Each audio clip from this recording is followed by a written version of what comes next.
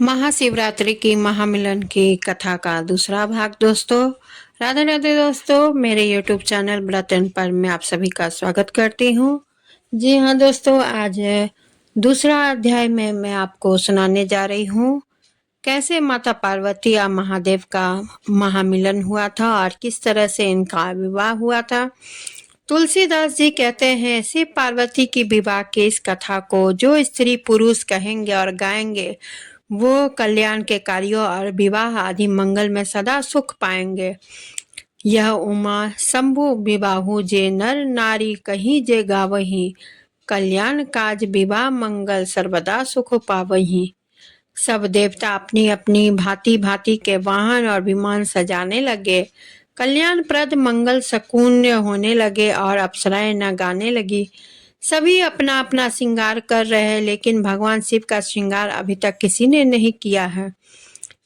शिव ही शंभु गण कर ही सिंगारा, जटा मुकुटी अहि मोरू संवारा, कुंडल कंकन पहिरे ब्याला, तन विभूति पट केहरी छाला। शिवजी के गण शिवजी का श्रृंगार करने लगे, जटाओं का मुकुट बनाकर उस पर सांपों का मोर सजाया। शिवजी ने सांपों के ही कुंडल और कंकन पहने, शरीर पर विभूति रमाई और वस्त्र की जगह बाघंबर लपेट लिया। शिवजी के सुंदर मस्तक पर चंद्रमा, सिर पर गंगा जी, तीनों नेत्र और सांपों का जनेऊ, गले में विष और छाती पर नरमुंडों की माला थी। भोलेनाथ का उपटन किया गया, लेकिन हल्दी से नहीं, जले हुए मुर्दों की राखों से, क्योंकि भोलेनाथ को मुर्दों से ही प्यार है। एक बार भोले बाबा निकल रहे थे, किसी की सब यात्रा जा रही थी। लोग कहते हुए जा रहे थे कि हे राम नाम सत्य है। भोलेनाथ ने सुना कि यह सब राम का नाम लेते हुए जा रहे हैं। ये सभी मेरी पार्टी के लोग हैं, क्योंकि मुझे राम नाम से प्यार है। लेकिन जैसे ही लोगों ने उस मुर्दे को जलाया तो लोगों ने राम नाम सत्य कहना बंद कर दिया और वो सभी वहां से चले गए। भोलेनाथ ने कहा, अरे इन सब ने राम नाम सत्य कहना बंद कर दिया। इनसे तो अच्छा ये मुर्दा है जिसने राम नाम सुनकर यहाँ राम नाम की समाधि लगा ली। मुझे तो इनकी चिता से और इनकी भस्म से ही प्रेम है, इसलिए इनकी भस्म को अपने शरीर पर धारण करूंगा। एक हाथ में त्रिशूल और दूसरे हाथ में डमरू सुशोभित है। शिव जी बैल पर चढ़कर चले, बाजे बजा रहे हैं। शिव जी को देखकर देवांगनाएं मुस्कुरा रही है और कहती हैं कि इस वर के योग्य दुल्हन संसार में नहीं मिलेगी। विष्णु और ब्रह्मा आदि देवताओं के समूह अपने अपने वाहन सवारियों पर चढ़कर बारात में चले। तब विष्णु ने सब दिक्पालों को बुलाकर हंसकर ऐसा कहा, सब लोग अपने अपने दल समेत अलग अलग होकर चलो। हे भाई, हम लोगों की यह बारात वर के योग्य नहीं है, क्या पराए नगर में जाकर हंसी कराओगे? विष्णु भगवान की बात सुनकर देवता मुस्कुराए और वे अपनी अपनी सेना सहित अलग हो गए। महादेव जी यह देखकर मन ही मन मुस्कुराते हैं कि विष्णु भगवान के व्यंग्य वचन नहीं छूटती। अपने प्यारे विष्णु भगवान की इन अति प्रिय वचनों को सुनकर शिव जी ने भृंगी को भेजकर अपने सब गणों को बुलवा लिया। शिव जी की आज्ञा सुनते ही सब चले आए और उन्होंने स्वामी के चरण कमलों में सिर नवाया। तरह तरह की सवारियां और तरह तरह के वेश वाले अपने अपने समाज को देखकर शिव जी हंसे। शिव जी की बारात कैसी है जरा देखिए। कोई बिना मुख का है, किसी के मुंह बहुत से मुख, कोई बिना हाथ पैर का तो किसी के कई हाथ पैर हैं, किसी के बहुत सारे आंखें हैं तो किसी की एक भी आंखें नहीं है, कोई बहुत मोटा ताजा है तो कोई बहुत ही दुबला पतला है, कोई बहुत दुबला है तो कोई बहुत मोटा, कोई पवित्र और कोई अपवित्र वेश धारण किए हुए हैं, भयंकर गहने पहने, हाथ में कपाल लिए और सब के सब शरीर में ताजा खून लपेटे हुए। गधे, कुत्ते, सुअर और सियार से उनके मुख है। गणों के अनगणित वेशों को कौन गिने। बहुत प्रकार के प्रेत पिशाच योगिनियों की जमाते हैं, उनका वर्णन करते नहीं बनता। भूत प्रेत नाचते और गाते हैं, वे सब बड़े मौजी हैं। देखने में बहुत ही बेढंग जान पड़ते हैं और बड़े ही विचित्र ढंग से बोलते हैं। जैसा दूल्हा है वैसी ही बारात बन गई है। आप सोच रहे होंगे कि भोलेनाथ इस बहुत प्रेम को लेकर क्यों जा रहे हैं। इसके पीछे भी एक कथा है। जिस समय भगवान राम का विवाह हो रहा था उस समय सभी विवाह में पधारे थे। सभी देवता, सभी गंधर्व इत्यादि। भोलेनाथ भी विवाह में दर्शन करने के लिए जा रहे थे। तभी भोले बाबा ने देखा कि कुछ लोग मार्ग में बैठकर रो रहे हैं। शिव कृपा के धाम है और कल्याण करने वाले हैं। भोलेनाथ ने उनसे पूछा कि तुम क्यों रो रहे हो? आज तो मेरे राम का विवाह हो रहा है, आप रो रहे हो? राम जी के विवाह में नहीं चल रहे? वो बोले, हमें कौन लेकर जाएगा? हम अमंगल है, हम आप शगुन है। दुनिया के घर में कोई भी शुभ कार्य हो तो कोई नहीं बुलाता है। भोलेनाथ का हृदय करुणा से भर गया, परंतु बोल पड़े कि कोई बात नहीं ही, राम विवाह में मत जाना तो मेरे विवाह में तुम्हें पूरी छूट होगी। तुम सारे मंगल अपशगुन आ जाना। इसलिए आज सभी मौज मस्ती से विवाह में झूमते झामते जा रहे हैं। बारात को नगर के निकट आई सुनकर नगर में चहल पहल मच गई, जिससे उसकी शोभा बढ़ गई। अगवानी करने आए लोग पनाव श्रृंगार करके तथा नाना प्रकार की सवारियों को सजाकर आदर सहित बारात को लेने चले गए। देवताओं के समाज को देखकर सब मन में प्रसन्न हुए और विष्णु भगवान को देखकर तो बहुत ही सुखी हुए। किंतु जब शिव जी के दल को देखने लगे तो सबके मन वाहन, उनके सब वाहन, घोड़े, रथ, बैल आदि डर कर भाग चले गए। क्यों, क्या कहे, कोई बात कही नहीं जाती। यह बारात है या यमराज की सेना? दूल्हा पागल है और बैल पर सवार है। सांप कपाल और राख भी उसके गहने हैं। दूल्हे के शरीर पर राख लगी है, सांप और कपाल के गहने हैं। वह नंगा, जटाधारी और भयंकर है। उसके साथ भयानक मुख वाले भूत, प्रेत, पिशाच, योगिनियों और राक्षस है। जो बारात को देखकर जीता बचेगा, सचमुच उसके बड़े ही पुण्य हैं। और यही पार्वती का विवाह देखेगा। लड़कों ने घर घर यही बात कही। शिव का चंद्रशेखर रूप पार्वती माता मैना के भीतर अहंकार था। आज भोलेनाथ इस अहंकार को नष्ट करना चाहते हैं। इसलिए उन्होंने भगवान विष्णु और ब्रह्मा जी से कहा, आप दोनों मेरी आज्ञा से अलग अलग गिरजा के द्वार पर पहुंचिए। शिव जी की आज्ञा मानकर भगवान विष्णु सबसे पहले हिमवान के द्वार पर पधारे। मैना माता ने शुभ आरती के साथ स्त्रियां उत्तम मंगल गीत गाने लगी। सुंदर हाथों में सोने का थाल सुशोभित था और इस प्रकार मैना हर्ष के साथ शिव जी का प्रदर्शन करने चली। जब मैना ने विष्णु का अलौकिक रूप को देखा तो प्रसन्न होकर नारद जी से पूछा, नारद, क्या यही मेरे सिवा की शिव है? नारद जी बोले, नहीं, ये भगवान है श्री हरि है। पार्वती के पति तो और भी अलौकिक है, उनकी शोभा का वर्णन नहीं हो सकता है। इस प्रकार एक एक देवता आ रहे हैं और मैना उनका परिचय पूछती है और नारद जी उनको शिव का सेवक बताते हैं। फिर उसी समय भगवान शिव अपने शिवगणों के साथ पधारे। सभी विचित्र वेशभूषा धारण किए हुए, कुछ के मुख भी ही नहीं और कुछ के मुख अनेक ही मुख। उनके बीच में भगवान शिव अपने नाक के साथ पधारे।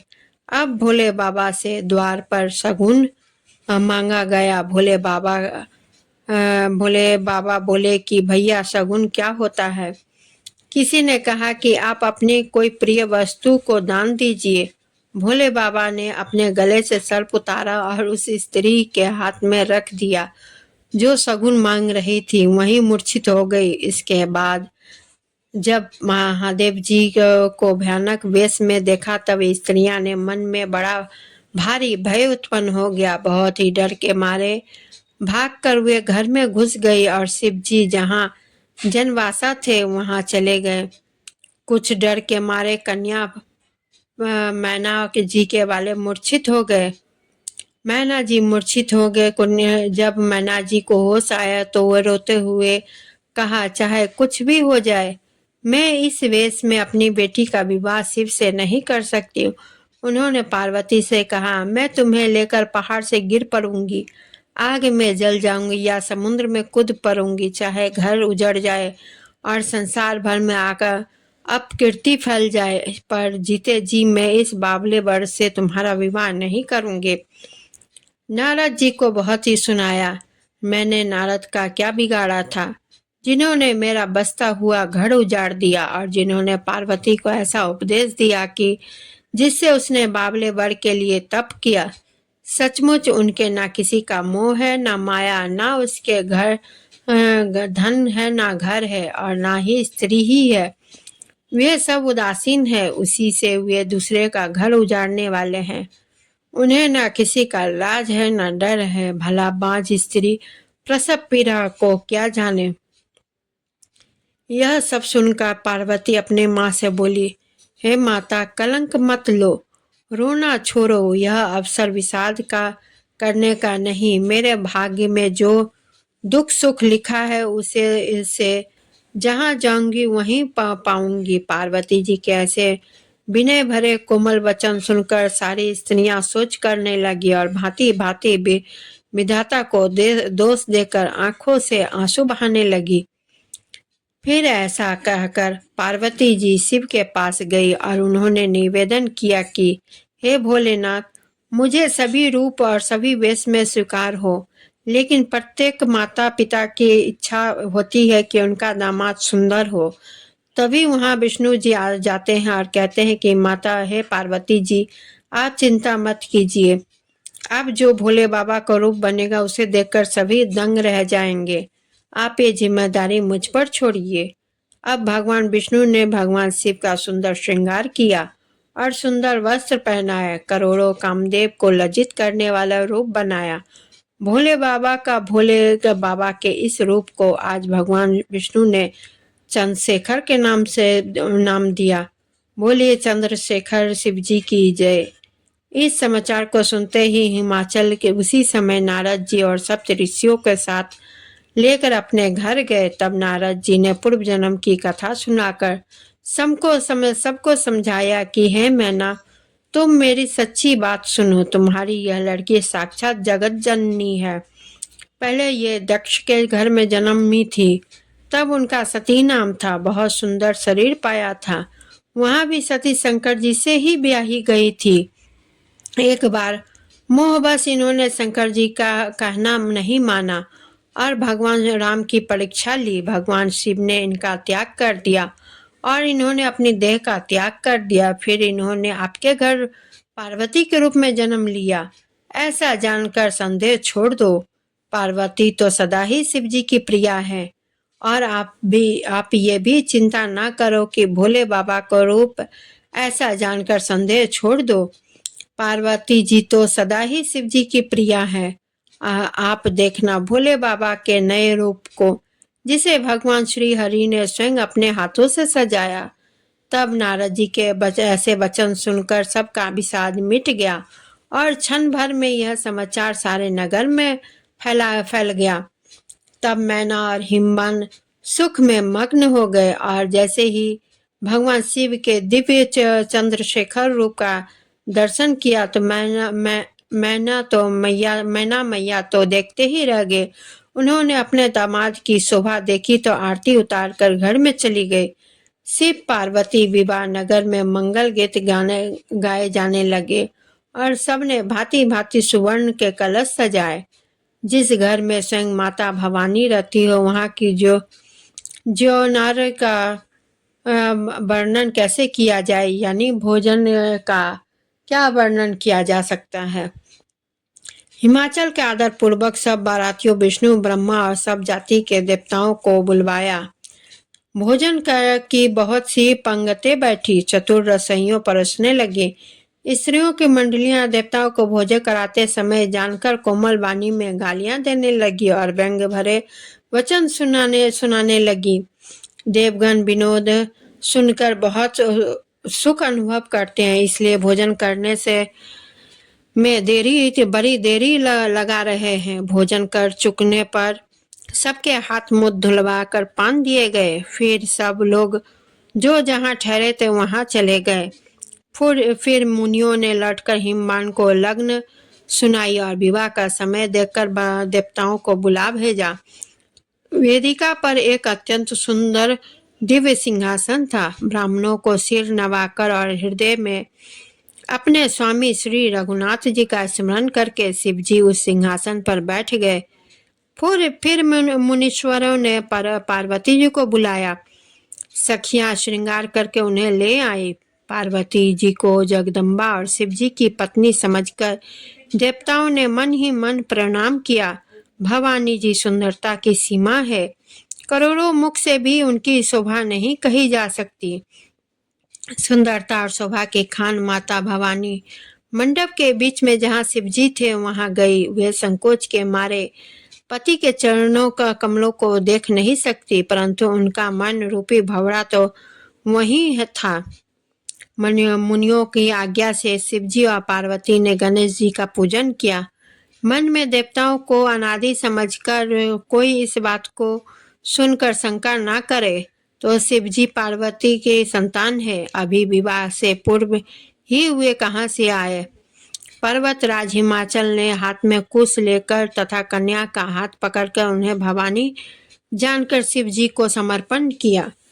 जब महेश्वर ने पार्वती का पानी ग्रहण किया तब वो सब देवता हृदय में बड़े ही हर्षित हुए। श्रेष्ठ मुनिगण वेद मंत्रों का उच्चारण करने लगे और देवगण शिव जी का जय जयकार करने लगे। अनेकों प्रकार के बाजे बजने लगे। आकाश से नाना प्रकार के फूलों की वर्षा हुई। शिव पार्वती का विवाह हो गया। सारे ब्रह्मांड में प्रफुल्लित हो गया। बहुत प्रकार का दहेज देकर फिर हाथ जोड़कर हिमाचल ने कहा, हे शंकर, आप पूर्ण काम हैं, मैं आपको क्या दे सकता हूँ। हे शिव जी के चरण कमल पकड़ कर रह गए। तब कृपा के सागर शिव जी ने अपने ससुर का सभी प्रकार से समाधान किया। फिर प्रेम से परिपूर्ण हृदय मैना जी ने शिव जी के चरण कमल पकड़े और कहा, हे नाथ, उमा मम प्राण सम गृह किंकरी करे हूँ, छे मुँह सकल अपराध अब मोहि प्रसन्न बरौन दे हूँ। हे नाथ, यह उमा मुझे प्राणों के समान प्यारी है। आप इसे अपने घर की टहनी बनाइएगा और इसके सब अपराधों को क्षमा करते रहिएगा। अब प्रसन्न होकर मुझे यही वर दीजिए। शिव जी ने बहुत तरह से अपनी सास को समझाया। फिर माता ने पार्वती को बुला लिया और गोद में बिठाकर यह सुंदर सीख दी, हे पार्वती, तू सदा शिव के चरणों की पूजा करना। नारियों का यही धर्म है, उनके लिए पति ही देवता और कोई देवता नहीं। इस प्रकार की बातें कहते कहते उनकी आंखों में आंसू भर आए और उन्होंने कन्या को छाती से चिपटा लिया।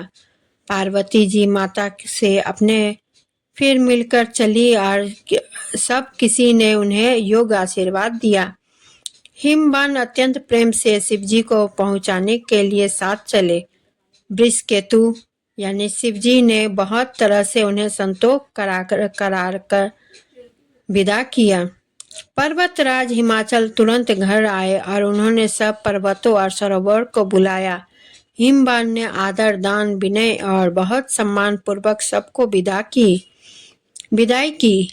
जब शिवजी कैलाश पर पर्वत पर पहुंचे तब सब देवता अपने अपने लोकों को चले गए। तुलसीदास जी कहते हैं कि पार्वती और शिवजी के जगत के माता पिता हैं, इसलिए उनके श्रृंगार का वर्णन नहीं करता। शिव पार्वती विविध प्रकार के भोग विलास करते हुए अपने गणों सहित कैलाश पर रहने लगे। वे नित्य नए विहार करते थे। इस प्रकार वह समय बीत गया। तब 6 मुख वाले पुत्र यानी स्वामी कार्तिकेय का जन्म हुआ, जिन्होंने बड़े होने पर युद्ध में तारकासुर को मारा। वेद शास्त्र और पुराणों में स्वामी कार्तिकेय के जन्म की कथा प्रसिद्ध है और सारा जगत उन्हें जानता है। तुलसीदास जी कहते हैं कि शिव पार्वती की विवाह की इस कथा को जो स्त्री पुरुष कहेंगे और गाएंगे वे कल्याण के कार्यों और विवाह आदि मंगलों से सदा सुख पाएंगे। यह उमा शंभु विवाहु जे नर नारी कहीं जे गावही, कल्याण काज विवाह मंगल सर्वदा सुख पावही। हर हर महादेव, हर हर महादेव, जय सिया राम।